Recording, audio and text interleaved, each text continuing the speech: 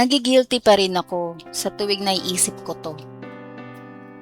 3 taon na kami. College pa lang nung naging kami. At ngayon, working na pareho. Same company pa nga. Dati, araw-araw niya akong hinahatid sundo. Hanggang nung nakaraang buwan, bumili na rin ako ng sarili kong motor para hindi ko na siya maistorbo. Hindi naman siya masamang boyfriend, kaya pakiramdam ko ang sama-sama ko. Ang problema, sa tingin ko, hindi niya talaga ako kilala. Hindi man lang siya nag-e-effort na kilalanin ako. Sa 2 years namin, hindi niya pa rin alam ang birthday ko.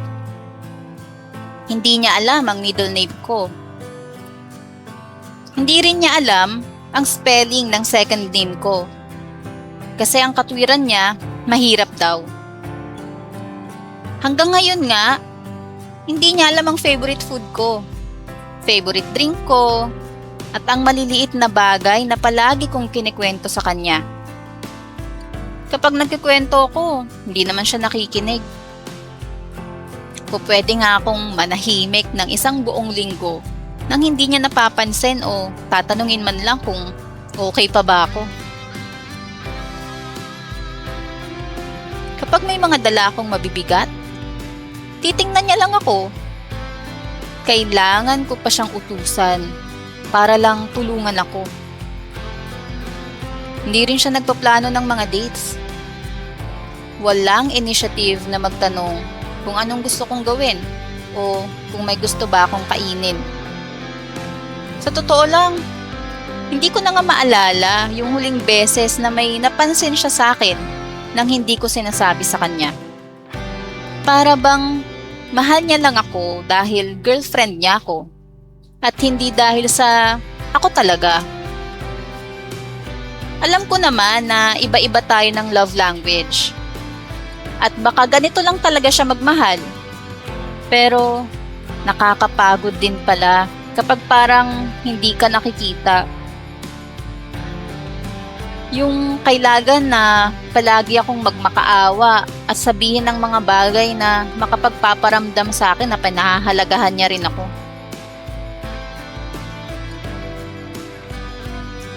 Kamakailan lang, halos araw-araw kong sinasabing may gusto akong pagkain. Pero parang wala lang sa kanya. Walang initiative na yayain ako lumabas. Last month, dumaan siya sa stall ng paborito kong cookies dahil may kinuha siyang papers malapit doon. Sinabihan ko siya na kung pwede niya ba akong bilhan. Nung unang araw, nakalimutan niya raw. Kinabukasan, bumalik siya ron at nakalimutan niya ulit. Minsan, naiisip ko, sana mag-cheat na lang siya. Hindi dahil sa kung ano paman, kundi dahil magkakaroon na ako ng dahilan na iwan na ang relasyon nang walang marami pang paliwanag at agad na maiintindihan ng lahat. Walang magtatanong kung bakit ako nakipag-break sa mabait naman na boyfriend. Na para bang hindi sapat ang mga rason ko. Kahit na matagal na akong malungkot sa relasyon na to.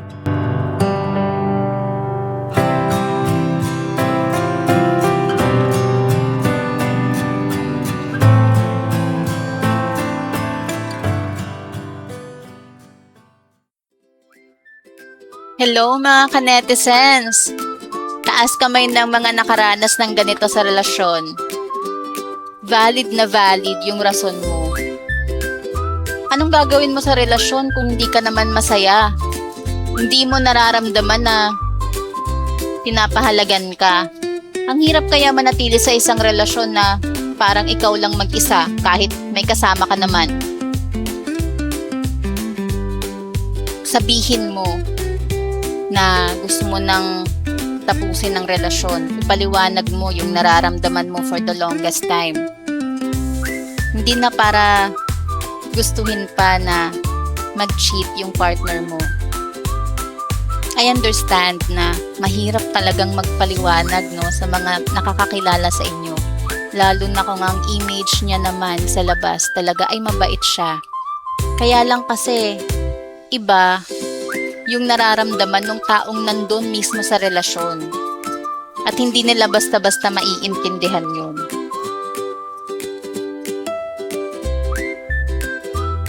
Pero wala namang madaling paraan para tapusin ang mga bagay-bagay. Lahat yan talaga masakit. Mas okay na tapusin mo na yung relasyon ng mas maaga kesa maging miserable ka pa ng mas matagal. Hindi biro yung pakiramdam na parang hindi ka pinapahalagahan sa relasyon, no? Yung feeling na you're unseen. Masakit yun. At mahirap magstay sa ganong klaseng relasyon na imagine, nasa isang bahay kayo. May kasama ka pero parang wala. Mas mahirap tiisin yun kung magiging mag-asawa man kayo. Kaya ngayon pa lang, mas maiging tapusin na.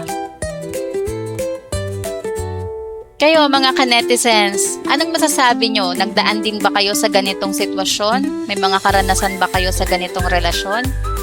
Share nyo naman yung experiences nyo at yung mga payo nyo. Basahin natin yan sa mga susunod na araw.